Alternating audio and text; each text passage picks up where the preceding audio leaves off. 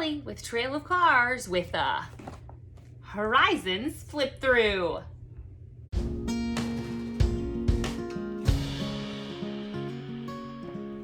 Okay, y'all, I know I'm cheesy. I'm sorry, can't help it. Gotta have fun with life, right? Today I have a level 1 and level 3 flip through of Horizons. I used teaching textbooks for about 1.5 years with my oldest, and it just didn't jive with him. And he tested into level 3 of Horizons. From what I've heard and also what I've read from other people, Horizons is one of those that the levels don't match grade levels. It's usually a little higher.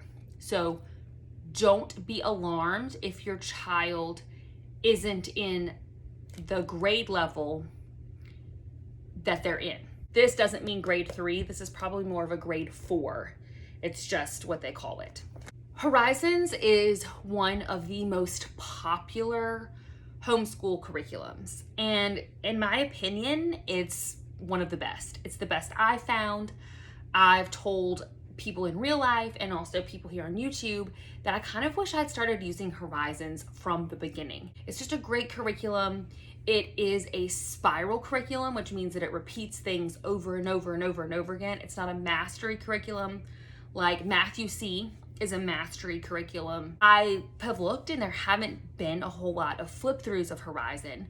I know I saw a couple when I was looking for them, when I was trying to figure out what to do for my son, but I thought I would sit down and show you and sort of walk you through a lesson and how we use it. My kindergartner tested into their first grade level.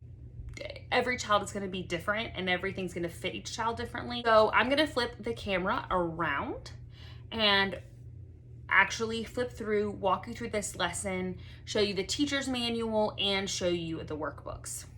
So this is the level 1 book.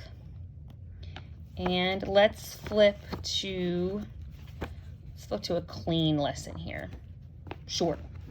This is level 1, lesson 53.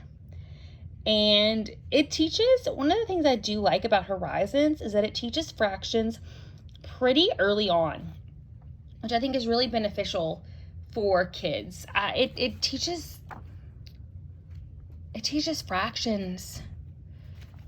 I forget what level it starts in, but it's very early on, which I feel like is actually pretty good for kids. But here, we'll hold it at, we'll do 40, but it starts with tracing the numbers and just getting used to numbers.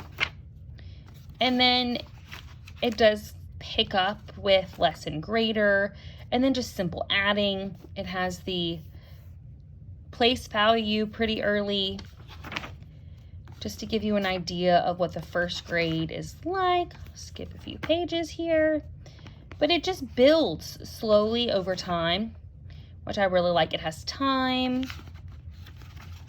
tally marks, and number words matching with the tally marks and numbers. And so this is where he is. It does have tests, and I do utilize these tests, and I usually find that by the time they get to these tests, they're ready for them. And they can usually do them on their own. The only thing I really have to do for my first grader is read him the directions, and he can generally do them on his own. We'll see, that's the rest of the test. He didn't do this one for some reason, but they do typically tell you you can either just do the test that day, or you can also have them do the test and the lesson. So it just kind of depends on what we do. So let's go here, lesson 49, and this is the teacher's manual. And you don't have to buy the teacher's manual. The reason I did for both levels is that it gives you some extra steps to do. Do you need it? No, you don't need it by any means. Especially for this level, most things are pretty straightforward. But I'll show you what I mean. So it tells you here what the concepts are, the objectives for that lesson, and any tips or things you may need. These are all, I guess, from a kit you can buy. I had a lot of these things, or we just kind of make it up as we go along. And this tells you the activities. It does tell you each day, usually to count out loud or do flashcards. There are drill worksheets here in the back. And let's see. This is the one that goes with it, and it tells you to do drill number 1, so you do that day, and then the other drills other days. And then it just goes through and tells you what to tell the student for each activity or what they should know. And often it'll tell you, like this says, quickly review adding 3-digit single numbers and 2-digit numbers and 2 double-digit numbers. Then allow the student to do student activity 4 without further help. So it does also explain when the student should be able to do that themselves. So that kind of helps you as another way to keep track as well. So that's the level 1. It actually is really pretty straightforward, and I just use this as a reference to make sure that I'm teaching it in a way that's going to make sense with the rest of the book. And like I said, it does sometimes give you other activities to do as well. And we do utilize these worksheets in the back a good bit, just as some extra practice as well. Okay. So the level 3, just to give you a reference, starts out having children write things in standard form, expects them to be able to do 2-digit subtraction and addition, of course telling time, and pretty quickly moves into kind of teaching multiplication kind of slowly, but does build up to multiplication, as you can see here in lesson 13, pretty quickly.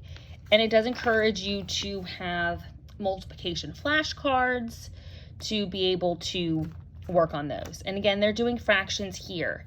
So as you see, there's fractions, there's money here, there's expanded form. He's doing all these things pretty much every day, which is really great for my son, who just kind of has a hard time remembering everything.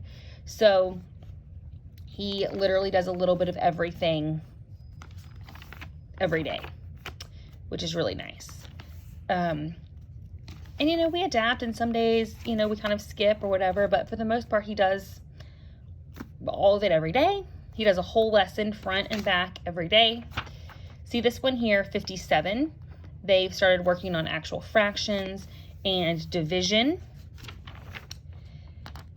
And, you know, drawing sets to talk about division, teaching them even kind of different forms of measurement, bushel and a peck, which is something I didn't even know. They also learn Roman numerals, again, more fractions. And then book 2 goes on. This is just book 1. It's broken up into 2 books for the students and kind of goes on from there. I hope that was helpful to you to get a peek inside the Horizons books and see how it's set up. Since I do have 2 kids doing it, I typically will go through the parts that the child needs my help on and then leave them with the things they can do by themselves.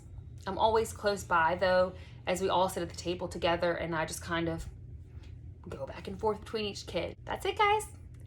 Thanks for watching today. Bye-bye.